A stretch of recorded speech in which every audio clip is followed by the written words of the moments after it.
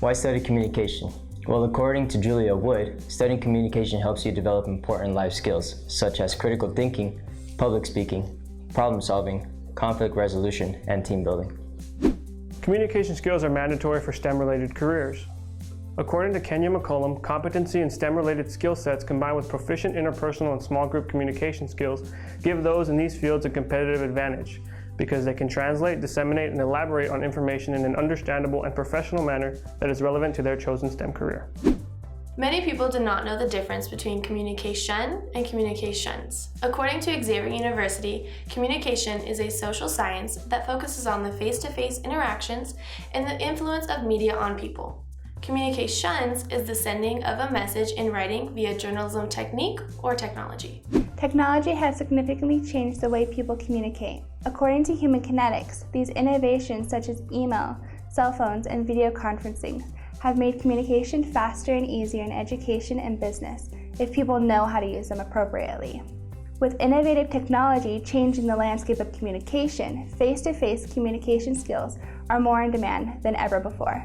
Based on Payscale.com, which lists statistics about communication careers, some examples that communication majors get include reporters, accounting directors, film producers, or business directors. One of the highest paying common jobs for communication majors is Vice President of Public Relations and Corporate Communications in various types of industries. According to the National Association of Colleges and Employers Job Outlook Survey, employers identify the need and the ability to verbally communicate within and outside the organization. Interpersonal, small group, and public speaking skills are vital for the workplace. According to Darling and Daniels, in their study published in Communication Education, in the last decade, engineers have requested assistance from communication educators in reference to interpersonal and small group skills. Their data suggests that practicing engineers work in an intensely oral culture, and although formal presentations are important to them, even more important and less developed are their communication skills such as translation, clarity, negotiation, and listening. Also, with the rapid emergence of new technologies, well-developed communication skills have become vital for student success. As we can see through cited research, more emphasis on our communication abilities can serve as a precursor in successful academic, personal, and career endeavors. Students who have never given a presentation, speech, poster performance, or even PowerPoint presentation need to have an understanding of the 12 key elements of communication. They are organized under the EMCC General Education Communication Ability rubric. There is often confusion on what these elements mean and how they are implemented to assess student presentations. These elements of communication focus on physical and vocal delivery and impact how information is interpreted regardless of discipline. The following examples will explore these 12 points of assessment so that we can improve our communication abilities. Eye contact is important in any form of presentation. A 0 here would be the result of little to no eye contact with the audience, like reading directly from the slides or staring at the ground. Good eye contact is direct and is going on 80 to 100% of the time. Zebra mussels are currently a huge issue in the States near the waters due to ships coming from foreign ports carrying them in. Zebra mussels are creating a huge issue in the States because foreign boats are coming into our ports, having zebra mussels currently sticking to them. They're sticking to our docks, ports, and pipelines, causing huge issues within the cities. It is one thing to keep eye contact with the audience. It is another to have your face match what you say. What better way to present this than with a good old-fashioned horror story? The last thing I saw was my alarm clock flashing 12:07 before she pushed her long rotting nails through my chest, her other hand muffling my screams. I sat bolt upright, relieved it was only a dream, but as I saw an alarm clock read 12:06, I heard the closet door creak open. Nobody wants to be a zombie and lack any form of facial expression. You also don't want to mislead anyone with your facial gestures. A good speaker will consistently use facial expressions that match and are appropriate with what's going on. The last thing I saw was my alarm clock flashing 12:07 before she pushed her long, rotting nails through my chest, her other hand muffling my screams. I sat bolt upright, believed it was just a dream. But as I saw my alarm clock read 12:06, I heard the closet door creak open. That'll keep some of you up at night. Hopefully Ivan can help you fight those nightmares with the importance of gestures. I'm here to spread awareness about world peace and all this gang violence stuff. There's too much gang violence in the world everywhere. Communication is also nonverbal, and knowing how to use gestures efficiently and appropriately can complement what is being said. A lack of gestures can make presentations boring, or the incorrect use of gestures can be distracting or even misleading. I'm here today to tell you all about our problem with all this anger in the world and how we could come together as a whole to stop the gang violence that's coming on to the world. Physical delivery just doesn't stop there because posture is just as important. According to the National Sleep Foundation, the worst way to sleep is on your stomach. In this position, your spine sags down and your head is sharply turned to one side.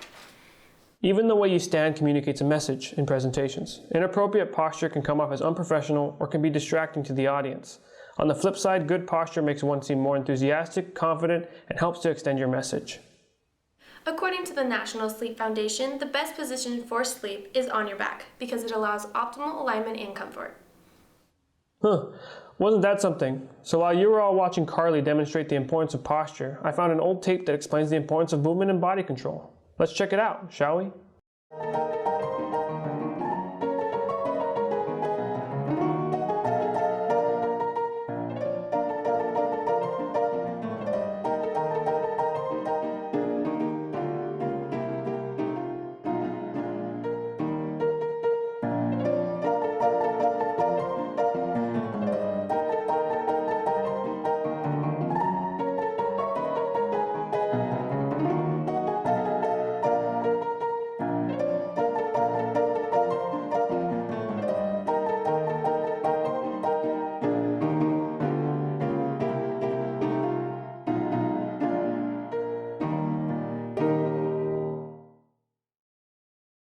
That was pretty good. Next on our list is media aids handling, which is all about the information being presented and how you explain it. Clearly, this graph right here shows about how the Zika virus has been spreading throughout the world. Yes? I'm unsure how you think that graph explains that it's spreading all over the world. Well, I was on Google and I looked up Zika virus world, and this was one of the pictures that popped up, so I was just thinking that, it's spreading throughout the world. Not all presentations are created equal. A bad presentation is made less credible when the content does not support the topic being presented. A good one provides credit to the sources, displaying that the presenter knows and understands where their data came from. According to the Center of Disease Control Prevention, the Zika virus has been spreading very quickly. Where did you get your data that Zika is spreading like this? Well, according to the Center of Disease Control Prevention, they have represented this graph by color coding, and it shows which areas are affected more in the countries. Arguably, the next subject on the rubric is one of the most vital aspects of a presentation. Always be prepared. Seriously, it can make you look presidential. What better way to demonstrate preparedness than a presidential debate? Don't believe me? See for yourself. Welcome to tonight's debate. And tonight we're here to kick off with a question to two communication students. The question is, we're going to start with Mrs. Witt, and the question is, why is it important for the President of the United States to be prepared? Mrs. Witt? It's important to be prepared because being prepared is a key instrument to doing things. And where's my notes? It's important to be prepared because you never know what's going to happen. And things happen, and we run a democracy. We run a democracy. And you have to know what's happening because it's important because you're the president. Okay. And it is your turn, Mrs. Myers. It is important to always be prepared as the President of the United States. You have accepted the responsibilities to speak and act as the power of the American people. As President, you must be aware of the current events, international happenings, and also local affairs. Benjamin Franklin once said, "By failing to prepare, we are preparing to fail." After seeing that, wonder who you'll vote for. Now that we've covered all things physical, it's about time we get into the vocal aspect of things. First and foremost, language, language, language. Use your words and use them correctly. The point is to be expressive, unbiased, grammatically correct, and appropriate. Slang is a big no, and so is anything else that can be seen as inappropriate or just doesn't make any sense. Take this interview, for example. So, Hello, how are you, sir? doing good. How you doing? What he meant to say was... Hi. Hello, sir. How you doing? How are you doing today? I'm doing pretty good. How are you? Good. Please have a seat. Thank you. Thank you for coming in today. So, what made you want to apply to our company? Well, I heard this place is pretty dope. I heard night shifts, they're pretty lit. You know what I'm saying? Excuse me? No, not like that. Come on, man. Again. I heard it's a really good working environment. I've had friends that have worked here before, and they said it's a really good place. Great management, great employee service, and such like that. Good to hear.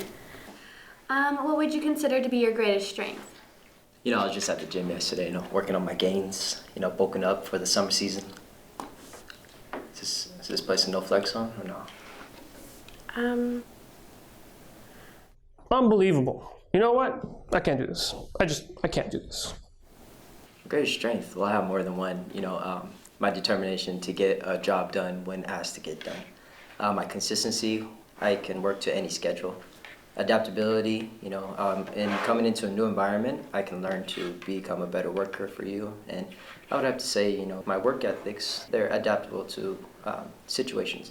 Very well said. Well, Alex, I think that you'd be happy to know that it sounds like you'd fit in perfectly here, and I would like to offer you the job. Thank you. You're welcome. Thank you for coming in.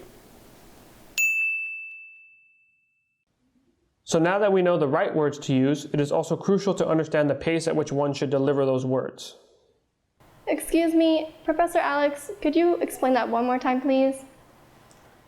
Oh, you do that? Okay. So let me show you. It goes FOIL, F-O-I-L. First, outside, inside, last. What you do is you start with the x, you distribute it out to the 2, which turns into 2x squared. And then next you go to the outside.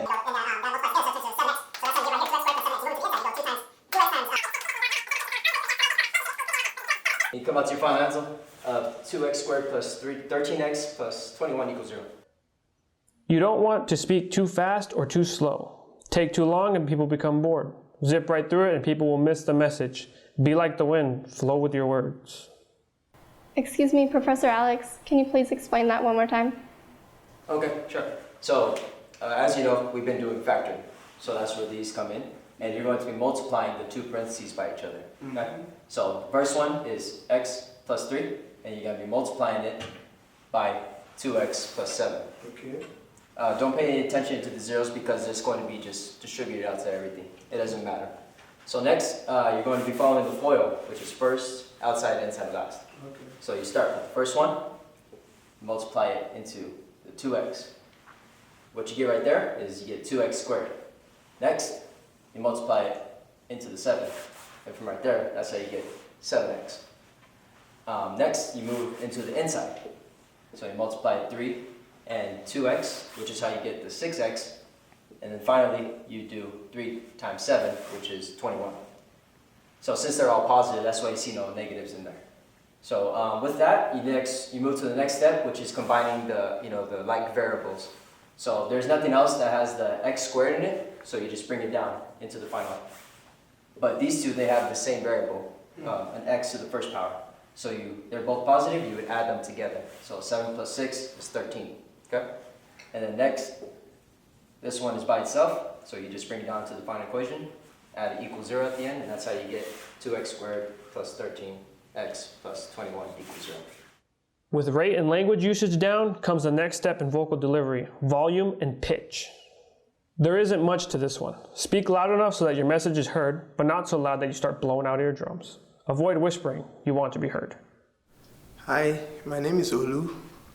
I'm here to show you the importance of volume and pitch in communication. When you are communicating, it's very good for you to talk with the right volume, not to yell and not to whisper. My name is Olu. I came from Africa. I'm just like 9 years in US. That's like yelling, my name is Olu, I came from Africa. I'm like 9 years in US. I love Australia, and I'm moving to Grand Canyon University. Yeah. Can you hear me? That's like whispering. It doesn't really make the communication to flow. In order for communication to flow and for it to be better, you have to use the right volume and pitch. My name is Olu, and I'm an immigrant from Nigeria. I love Australia. I'm almost done here. I'm migrating to Grand Canyon University. Hey! These are great skills and all, but if no one can understand you, then there is a serious problem. Pronunciation is very, very important. If I may be blunt, pronunciation errors can be distracting and can really make it difficult for an audience to understand your message. To limit this, try using easier words to pronounce or practice them beforehand. This is the chemical composition of milk. Milk is a vital source of vitamin D and helps the body grow. NPR studies say milk reduces the risk of diabetes. That's why people should drink more milk. Milk was introduced in 1919. Also, the breaking down of the vats help milk from separating. So everybody should drink more milk.